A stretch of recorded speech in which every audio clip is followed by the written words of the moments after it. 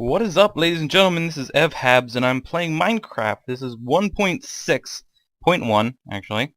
As soon as 1.6 came out, they made a 1.6.1 as well, so we actually never played 1.6, so it was always 1.6.1. So, this is just a video kind of recapping everything that's been added.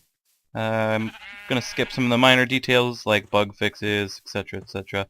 A couple of the big changes are obviously horses, or the new mobs. So this is the horse update. I'll spawn real couple here if you haven't, ever seen them before. And basically, you have horses, you can have donkeys. If you breed a donkey and a horse, you get a mule. Obviously, and there are two different kind of horses. There are zombie horses and skeleton horses, which are not yet added to the game. The only way to get them is to go through MC Edit to actually get those. So, if you don't know, this is a baby horse over here, and you can actually feed it hay bales and stuff, to grow it. Once you grow it, then you can ride it. And to tame a horse, all you need to do is get on the back, and I'll kick you off a couple times. Come here. Alright, still kicking me off. This is a tough guy. Nope. And eventually you'll have hearts like that.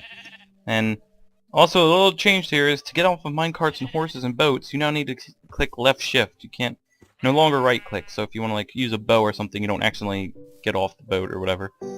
So now if you want to put a saddle or armor on the horse, you can right click it and it'll open up the horse GUI here.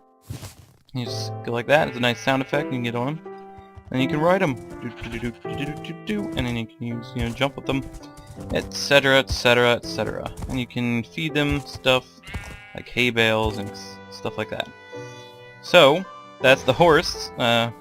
Just a little bit of the horse. Now, a few new items. You got the lead, which you can right-click on any non-hostile mob, and you can lead them around like this. And you have to right click and then that'll get rid of it. So you can do things like that with horses, you can do it with sheep, and it's all that chickens, cows, mushroom, dogs, all those kind of things. Alright, so now I'm looking, there we go, in there. Let's get an anvil out and we'll move on to the next item, which is the name tag. Now the name tag can rename any mob, no matter what it is, and it makes it persistent, so that means it will not despawn if it has its own custom name, which is good for adventure maps and stuff like that. But also, you can do this in survival. You can find name tags in dungeons and any loot chest, basically. So, we're just going to name this Dinnerbone. And I'm going to show you a little, hopefully this works, a little kind of funny thing they put in. If you name a mob Dinnerbone, it puts the mob upside down. It works perfectly fine, but it just makes them upside down, which is hilarious. So you can make any mob upside down, and they will not also despawn, but normally they won't despawn because they're non-hostile mobs. But you can do this with creepers. You can name creepers, you can name ghasts, you can name any kind of mob you want, and they will stay there forever. So that is cool. Now, moving on to the new blocks, you got the hay bale, which is crafted by 9 wheat, as you would think. You got the hardened clay, which I currently forget how to make that. Anyway, and you can stay in the clay block as well, the hardened clay block. I think you put a clay block in the furnace, I think that's how it works. And then you got the coal block, which is 9 coal. Now we can finally store all the coal we get. And the lapis block has a new design. You can see a little new texture here around it. Now, speaking of designs and textures, texture packs have been completely removed from the game. They are now resource packs, which allows you to add sounds and animations a little bit easier than you would have been able to with normal Minecraft. And so you can, it's good for, once again, adventure map makers. Just gonna get on him right here, and we're gonna ride into the distance. So yeah, adventure map makers will have fun with this and everything.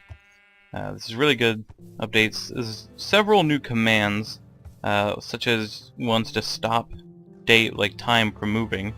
There's, I think, one to add health and take away health. Speaking of health, I should go on to the new effect that has been added. Where is it? Foods? There it is. The golden apple has been changed, really. Now, the regular golden apple, there's a new effect. Here, let me turn myself into survival real quick. You can see that effect. There you go. It adds 2 hearts. It's called absorption. It's an absorption effect. As well as with the original regen, that it actually has been nerfed, I believe. They now gives you 2 extra hearts with the absorption. And so, add another one. It only does 2. Does the same absorption the OP golden apple does, but it gives you, a lot more of this. So that's the new potion effect that you can get from eating golden apples only. And I'm just, gonna keep rolling in right into the next feature that has to do with this. Let's turn myself back in creative. Spiders. Whoops, sorry, wrong one. Spiders now have been basically upgraded. They now have a random chance to spawn with a random potion effect, like invisibility or strength or regen. So they're going to be a little bit harder.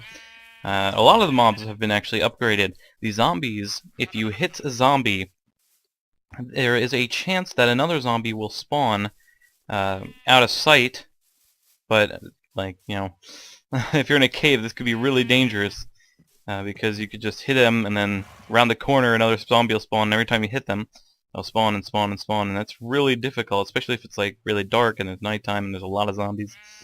Also, zombies can now horde together. Basically, they can see you from farther away, and they'll just all mob towards you. So zombies have definitely been made a lot harder, a lot more difficult to deal with. Now let's go ahead and put a few of these guys down. They finally have sounds for villagers to make him sound even more like Squidward, which is hilarious. And they have different sounds, if they're conversing together, etc., etc. And now, if I trade with this guy, and I put something in he doesn't want, you'll get like a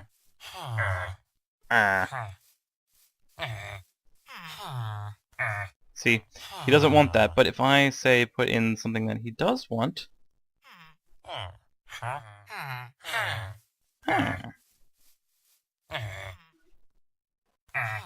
see, they do a little bit better sounds here. See, depending on if you give him stuff he wants or stuff he doesn't want, he gets the different sounds. So sounds have definitely been a big part of this too. The villager sounds, the horse sounds, all the different sounds and sounds and sounds. So those are basically the main differences in the 1.6 update. There's a lot of bug fixes. I feel like that the performance is like a little bit better because usually when I'm recording stuff I need it like the render distance, the view distance down to short or less. But right now I'm in normal and it's relatively fine, to be honest. So I think the performance level is a little bit better, which is good. This is very good. Another quick thing that they have done is that they've made their own kind of Mojang hosted servers that people can buy for a small price and kind of host servers that way instead of finding an outside source. So there'll probably be a bunch of those coming up. There's another dinner bone upside down. I'm trying to think about anything major I missed. I don't think there is any.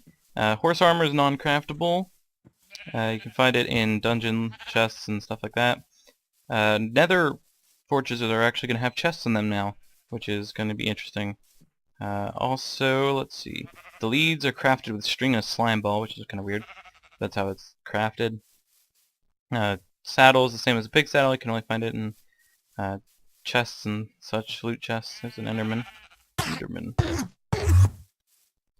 So that's basically gist of 1.6.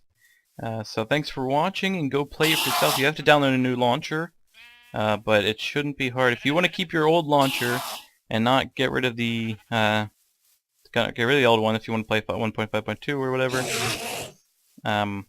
you can do that just by maybe saving the launcher, like the new launcher, on your desktop and renaming it something other than just Minecraft. So that'll get you there.